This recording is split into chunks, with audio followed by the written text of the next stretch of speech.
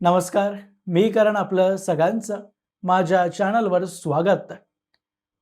मित्रांनो, मागच्या 15 दिवसांमध्ये महापालिकेच्या निवडणुकांना समोर ठेवता प्रत्येक पक्षाने लोकांपर्यंत पोहोचण्याचा प्रयत्न केला. यात विशेष करून देशातल्या सर्वात मोठ्या आणि श्रीमंत महापालिका म्हणजे बीएमसी विषयी माध्यमांमध्ये जास्त चर्चा राहिली. व त्यामागचे एक कारण हे सुद्धा आहे की महाराष्ट्राच्या राजकारणाला नवी दिशा देणाऱ्या बाळासाहेबांचे सुपुत्र उद्धव ठाकरे व पुतण्या राज ठाकरेंचं राजकीय भवितव्य सुद्धा ही निवडणूक निर्धारित करणार आहे. त्यामुळे भाजप विरोधातल्या पत्रकार मंडळींनी अगदी शेवटपर्यंत ठाकरेंसाठी प्रचार करण्याचा प्रयत्न केला. कारण मुंबईत काँग्रेस काही भाजपच्या विरोधात उभं राहू शकणारा मजबूत पक्ष नाहीये. कारण मुंबईत काँग्रेस काही भाजपच्या विरोधात उभं राहू शकणारा मजबूत पक्ष नाहीये.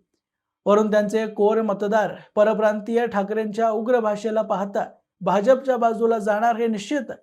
व राहिली गोष्ट मुस्लिम मतदारांची, तर ते विधानसभेच्या निवडणुकीतच उद्धव ठाकरेंच्या पारड्यात पडलेत. त्यामुळे न जिंकू शकणाऱ्या काँग्रेसची मदत करण्यापेक्षा ठाकरेंची साथ दिली तर कदाचित आपण भाजपला नुकसान पोहोचवू शकतो असा विचार या पुरोगामी पत्रकारांच्या मनात आहे.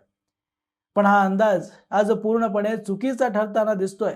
कारण माझ्यासारख्या अनेक पत्रकारांनी हे अगोदरच सांगितलं होतं की राज ठाकरेंना बाहेर ठेवून काँग्रेस व उद्धव ठाकरेंची आघाडी झाली असती तर त्यांना महायुतीला मुंबईत कचाट्यात पकडता आलं असतं.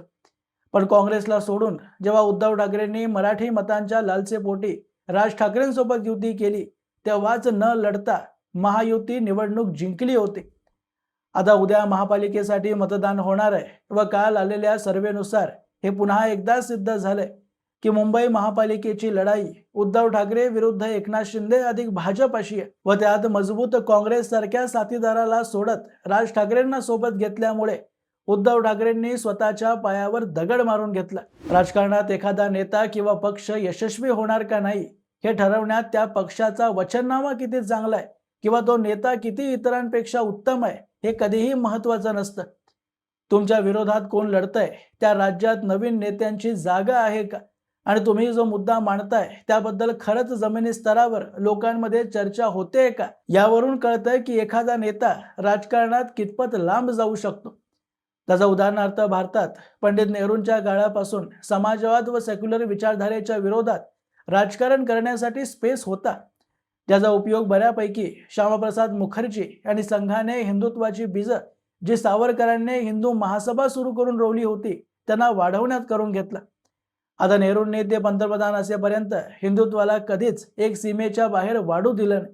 त्यामुळे ज्या गतीने लोकांमध्ये भावना असतानाही जनसंघाला वाढायला पाहिजे होतं तितकी गती संघाच्या नेत्यांना पकडता आली नाही. पण याचा अर्थ हा नव्हता की 100% भारतीय काँग्रेसला समर्थन करतात. जनतेने तर अटल बिहारी वाजपेयी पंतप्रधान होण्यासाठीची प्रक्रिया नेहरूंच्या काळातच सुरू केली होती. म्हणून एखाद्या पक्षाने अचानक बहुमत मिळवलं किंवा नवीन नेत्याचा राष्ट्रीय राजकारणात उदय झाला की राजकीय विश्लेषक त्याला चमत्कार म्हणतात किंवा त्या विजयाचं श्रेय एका नेत्याला दिलं जातं. पण कधीच एक नेता तुम्हाला निवडणूक जिंकवत नसतो. त्याला व त्याच्या पक्षाला सत्तेत आणण्यासाठी तो नेता राजकारणातही येण्या अगोदरपासून समाज त्याच्या येण्यासाठी पार्श्वभूमी तयार करत असते. असंच बाळासाहेबांच्या बाबतीतही घडलं. त्यावेळी संयुक्त महाराष्ट्राची चळवळ आपसात नेत्यांच्या भांडणामुळे विस्कटली होती. व सर्वात महत्त्वाची गोष्ट ही की ज्या मुद्द्यावर चळवळ मुळात सुरू झाली तो संयुक्त महाराष्ट्र मराठी जनतेला मिळाला होता.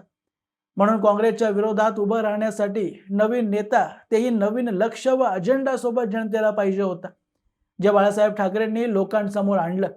मराठी अस्मिता, महाराष्ट्र प्रथम व त्यानंतर देश आणि धर्म प्रथम ही विचारधारा लोकांपर्यंत पोहोचवून काँग्रेसच्या विरोधातली स्पेस बाळासाहेबांनी काबीज केली.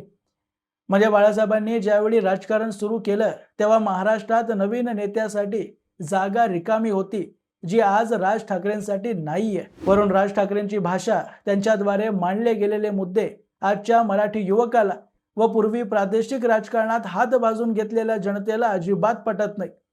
कारण मराठी माणूस जेव्हा भाषेच्या राजकारणात व आंदोलन करण्यात व्यस्त होता तेव्हा तमिळ, गुजराती व मारवाडी मुंबईत पाय पसरवत होते. त्याने उभे केलेले उद्योग काही वरतून टपकले नाहीयेत, त्यासाठी त्यांनी सुद्धा घाम गाळलाय. जेव्हा तोच घाम मराठी माणूस राजकारण्यांच्या आंदोलनांमध्ये वाया घालवत होता। यामुळेच मुंबईतला मराठी गिरणी कामगार दत्ता सामंतांच्या नादाला लागून देशोधडीला लागला।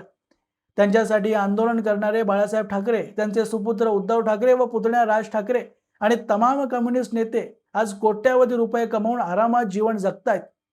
उद्धव ठाकरेंकडे मातोश्री आहे, राज ठाकरेंकडे अधिकृष्ण कुंज व आता शिवतीर्थासारखं मुंबईतल्या प्राईम लोकेशनवर आलिशान बंगला आहे। पण मराठीच्या मुद्द्यावर आधी बाळासाहेबांना आणि आता उद्धव ठाकरेंना मतदान करणाऱ्या मराठी माणसाकडे मुंबईत काय आहे? आता काही लोक म्हणतील की भाजपचं हिंदुत्व मराठीसारख्या भावनिक मुद्द्यापेक्षा काय वेगळं? तर हिंदुत्व राष्ट्रीय सुरक्षेचा मुद्दा आहे। कारण काँग्रेस जे मुसलमानांचं तुष्टीकरण करत होते ते पाकिस्तान प्रेमात परिवर्तित झालं होतं। देशात कुठेही बॉम्बलास्ट होत होते आणि तरीही काँग्रेस आपल्या वोट बँकसाठी पाकिस्तानच्या विरोधात कारवाई करायला तयार होत नव्हती। सोबतच काँग्रेसकडे विजन होतं, मोठमोठ्या प्रकल्पांची घोषणाही त्यांनी केली, पण त्या प्रकल्पांना पूर्ण करण्याचीही गरज असते, जे काँग्रेसने केलं नाही। व ते करण्यासाठी मोदींसारख्या राज्यस्तरीय नेत्याला जनतेने 2014ला राष्ट्रीय नेता बनवलं, ज्याने गुजरातमध्ये हिंदुत्वाला सोबत ठेवत अतिशय जलद गतीने विकास करून दाखवला होता। जो विकास आज मुंबईतल्या मराठी माणसालाही हवाय, जे सी वोटर्सच्या सर्वेतूनही आपल्या समोर आज स्पष्ट होताना दिसतंय। सी वोटर्सने मुंबईतल्या जनतेला प्रश्न विचारला की बाळासाहेबांचा खरा उत्तराधिकारी तुम्हाला कोण वाटतो, आणि त्यासाठी 3 पर्याय दिले। पहिलं उद्धव ठाकरे, दुसरं एकनाथ शिंदे आणि तिसरं राज ठाकरे। एकूण 41% लोकांनी उद्धव ठाकरेंना बाळासाहेबांचा खरा उत्तराधिकारी मानले, तर एकनाथ शिंदेंना 27.6% व राज ठाकरेंना फक्त 10.4% लोकांनी। तुम्हाला वाटेल की यात तर उद्धव ठाकरे पुढे आहेत, पण गेम इतका सोपा नाहीये। कारण याच सर्वेत 8.8% लोक तिघांपैकी कोणालाच बाळासाहेबांचा वारस मानत नाही आणि 5.8% लोक ठाकरे ब्रँड आता संपलाय असं मानतात। म्हणजे एकूण 14% मतदार स्पष्टपणे एकनाथ शिंदेंच्या बाजूला नाहीये, पण त्याचवेळी ठाकरे बंधूंनाही मराठी माणसाचा हितेशी मानत नाही। मग या मतदारांसाठी हिंदुत्वाच्या मुद्द्यावर एकच पर्याय उरतो, तो म्हणजे भाजपा व देवेंद्र फडणवीस। आणि ज्या ज्या ठिकाणी महायुतीच्या वतीने शिंदेंचा उमेदवार उभा असेल तिथे भाजपचंच संघटन शिवसेनेला जिंकवण्यासाठी काम करणार। म्हणजे ठाकरेंशी नाराज असलेले अधिक भाजपचे व शिंदेंचे मतदार महायुतीकडे येणार, हे या सर्वेवरून आपल्या समोर स्पष्ट होतंय। त्यातही 18 ते 24 वयोगटातला सर्वात जास्त 35.4% युवा मतदार शिंदेंच्या बाजूला उभा आहे आणि ओबीसी वर्गातही शिंदेंना 33.7% पसंती सर्वेत दाखवण्यात आली। ज्यावरून कळतंय की मुंबईतली लढाई ही शिंदे विरुद्ध उद्धव ठाकरे अशीच होणार आहे व त्यात शिंदेंकडे भाजपसारख्या बलाढ्य पक्षाची साथ असल्यामुळे त्यांचा पगडा भारी आहे।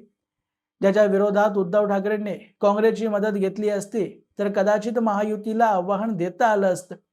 तसं विधानसभेच्या निवडणुकीत महाराष्ट्रात उद्धव ठाकरेंचा सुपडा साफ झाला असला तरी मुंबईत मात्र काँग्रेसच्या परप्रांतीय व मुस्लिम मतांमुळे उबाटा गटाला 10 जागा जिंकता आल्या होत्या। पण आज काँग्रेस ठाकरेंच्या विरोधात लढत असल्यामुळे परप्रांतीय मतं भाजप आणि काँग्रेस यांच्यात आधीच विभागली जाणार आहेत व जी थोडीफार मतं उद्धव ठाकरेंना मिळाली असती तीही राज ठाकरे आपल्या भाषणांमुळे भाजपकडे पाठवतात।